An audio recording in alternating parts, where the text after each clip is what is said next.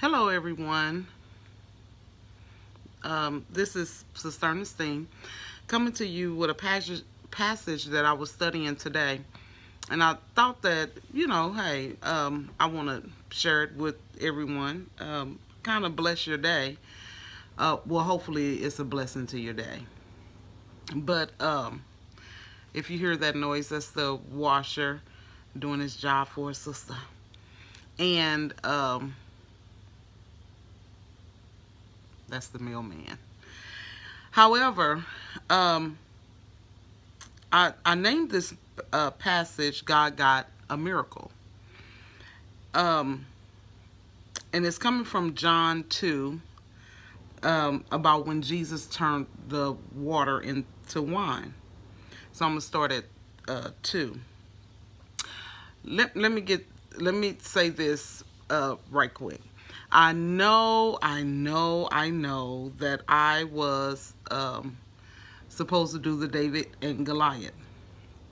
I am going to do that. It's just a little bit longer than this one. So, don't bash me. Don't bash me. I will get to that. Okay? So, here we go.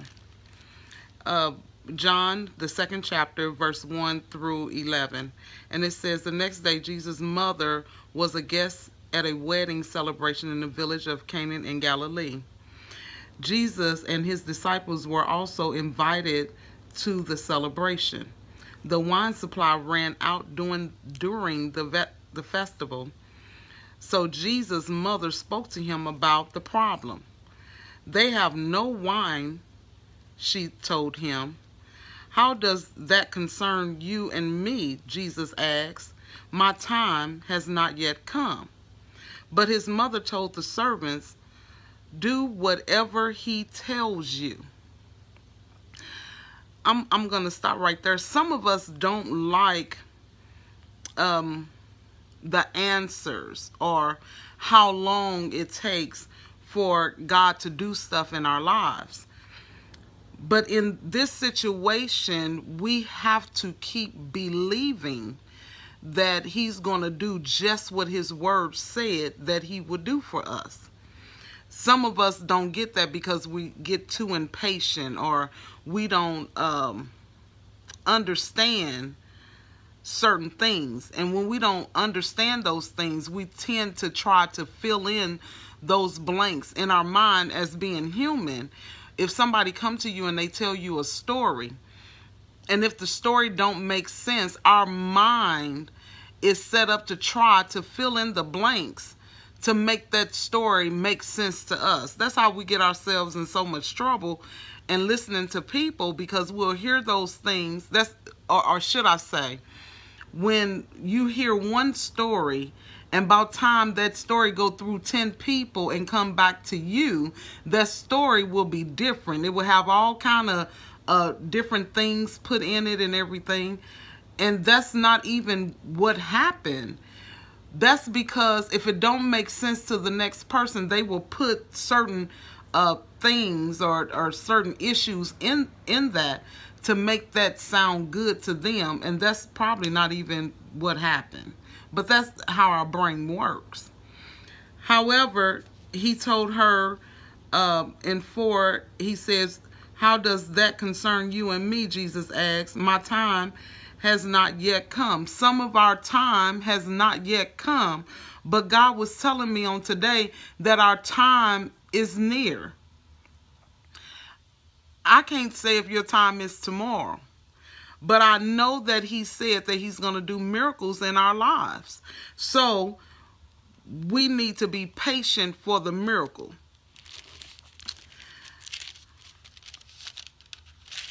Let's go to 6. It says, 6 stone water pots were standing there. They were used for Jewish ceremony purposes and held 20 to 30 gallons each. Now the ceremony water pots, they are for when in the Jewish customs, That's how they washed their hands. They went and they, when they came in to be ceremonial clean, they'll wash their hands or dip their hands down in there, and they'll dip their hands like they're cupped hands, you know, cupped hands. And they would dip their hands down in there to be ceremonial clean before they did anything in the temple, or if they getting ready to eat, or they wanted to be ceremonial clean, which was a custom of theirs. And we're going to get to this custom. In 6 it says, 6 stone water pots were standing there, and I'm reading it again. They were used for Jewish ceremonial purposes, and they held 20 to 30 gallons each. Jesus told the servants, fill the jars with water. When the jars had been filled to the brim, he said, dip some out and take it to the master of ceremony. So they follow his instructions. Still coughing over a cold that I know over a month, Jesus. So they dipped some out, and they took it to the master of ceremony, and so they followed the instructions. We have a problem of following instructions. Every time that God has dealt with me, it's about following instructions. And some of us will follow instructions for a little time, and then when it don't corresponds with our day-to-day, whatever we're doing day-to-day, we forget about the instructions and go on our merry way and doing it our way. But because you don't see it happening how you think it should happen, God is saying that we have to follow instructions, just as they did here. We have to follow instructions.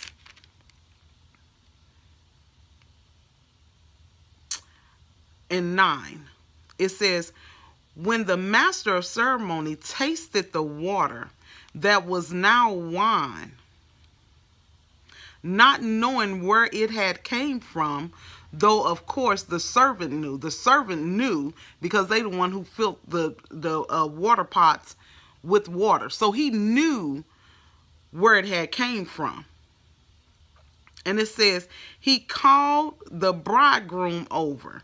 In 10, usually, this is what the ceremony is saying to the bridegroom. He said, usually a host serves the best wine first, he said. Then, when everyone is full and doesn't care, he brings out the less expensive wine. But you have kept the best until now. This miraculous sign at Cana in Galilee was Jesus' first display of his glory, and his disciples believed in him. Listen to me. Now, when he made the water into wine, we have a problem in our faith walk with God, because it don't make sense to us. It just don't make sense. It don't make sense to turn water into wine. That just don't make sense. Why? Because there's so many of us that's out here that are scientists, or should I say wannabe scientists, because your mind is operating, if it didn't happen the way that science say that it should, if it didn't go through a plant and they didn't make it, or we didn't actually see the grapes being crushed, it's not wine. But what I'm telling you is God don't work in science. Science is something that has to be, that is made up, that you have to have rules and understanding of how it actually works for you. So that's how science is thought of. Science is where you say, okay, this science is, they come up with, say, a medicine, and this is, we're going to put this, and this, and because of this part right here works for the mind, and this right here works for pain, and this right here. because they have that setup where they can let you know how things are actually working, then we believe in more of science than we do of God. God don't work in science. God works in the unknown. So therefore, you don't have to know how this wine or this water turned into wine. You don't need to know that. What you need to know is that if God says that I'm going to work a miracle into your life, then therefore you look for the miracle. Know that God is going to do those things for you just as his word said that he would do.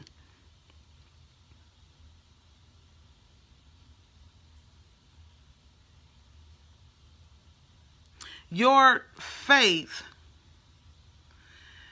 is the substance of things hoped for and evidence of things that's not seen. You're not going to understand how God is going to work these things out in your life. But when you read this and you don't even have any questions, Mary didn't have no questions for whatever Jesus said. Jesus said it's not his time. Mary didn't say, okay, well, if it's not your time, I'm going on. No, she turned to the servants and said, y'all do whatever he tells y'all to do. Why? Because she was operating in faith. See, she knew that that was her son, but she also knew that that was the Son of God. She operated in her faith, not by what she's seen, not by if it wasn't time. She didn't operate in all of that. What she did is she said, y'all do exactly what he tell you to do. Whenever the time comes, do whatever he tell you to do. And some of us, because it don't make sense, we're going to miss our blessing because it don't make sense. Because it's not working out how you thought it was going to work out. Because it don't make sense to you. But when God speak a thing, he didn't say hocus pocus. He didn't say none of that. He made that thing happen. He said, dip it out and take it over there to the masters of ceremony. And they tasted and said, wait a minute. This is the best here. But we thought we already had the best because we done got a little tipsy and drunk. But we thought we had the best. Let me tell you something. You have put forth your best that you could do.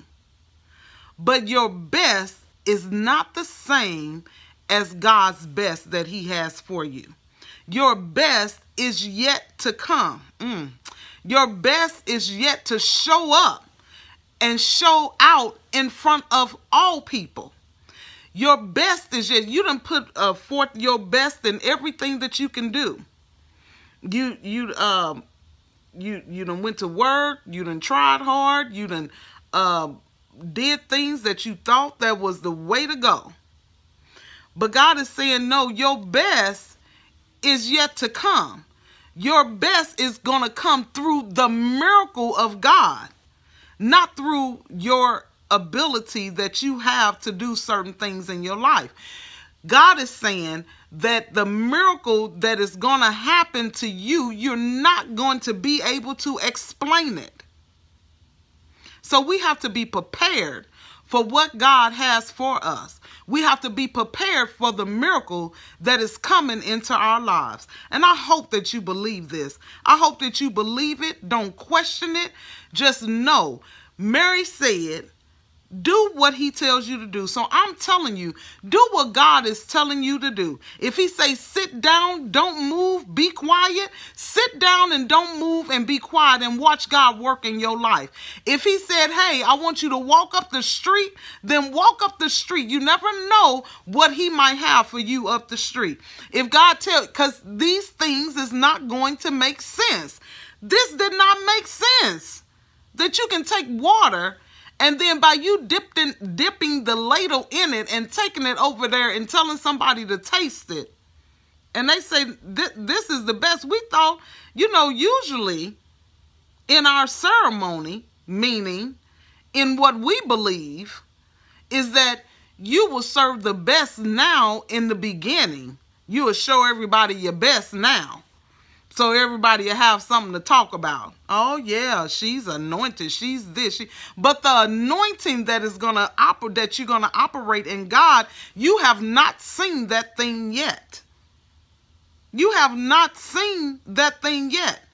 And God is saying he don't work in science. He's not going to work in what you think you should understand. When God tells you to do something, Mary said, do whatever he tells you to do. But because of some of us don't understand what God has told us to do, because it ain't all about you. It ain't all about you. It ain't all about you trying to show out. It's all about what God has you to do. And the only way that it's going to work if you do what he tells you to do. And know this, that your miracle does not come through what you ceremonial believe, what normally would happen, how things would normally happen. You need your bills paid. You've been paying your bills all this time. You've been doing what you had to do all this time. And you telling me that my best is not yet showing its face? God say it's a miracle that's about to happen in our lives. And we have to believe that. You have to believe that.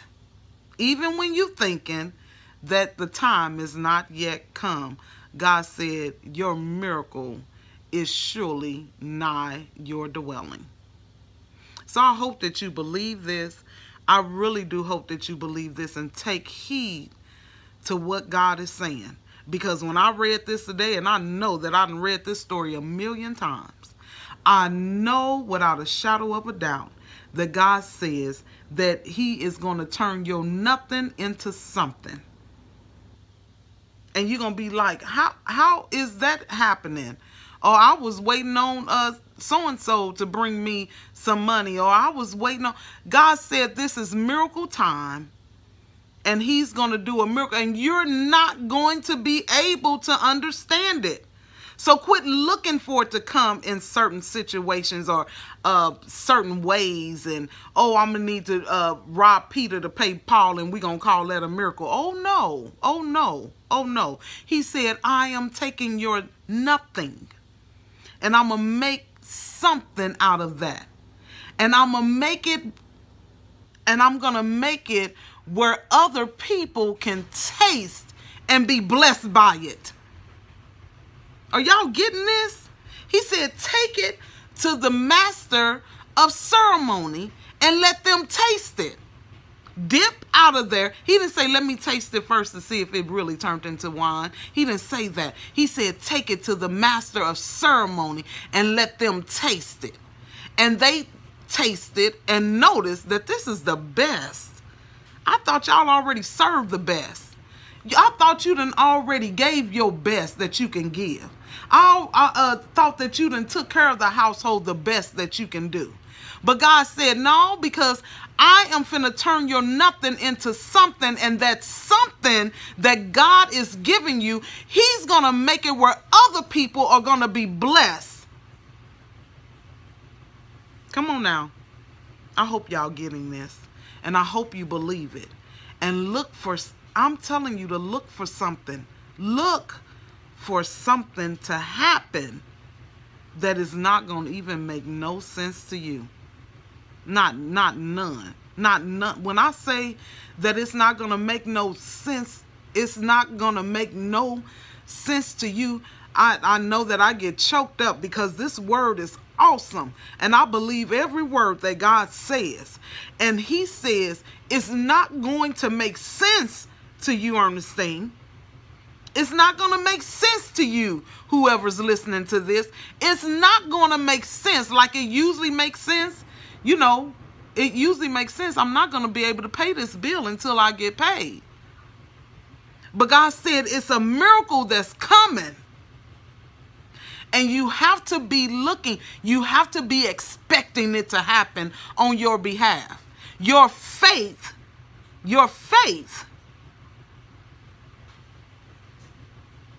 is what's going to bring it to pass. It's what's going to allow you to see it. Your faith is going to allow you to see it.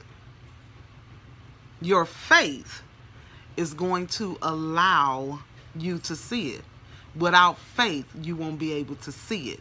You won't be able to grasp it because you don't understand it. The only thing that us as human will be able to understand and grasp is what we understand. I understand that I need to go to the store and get a loaf of bread. I understand that.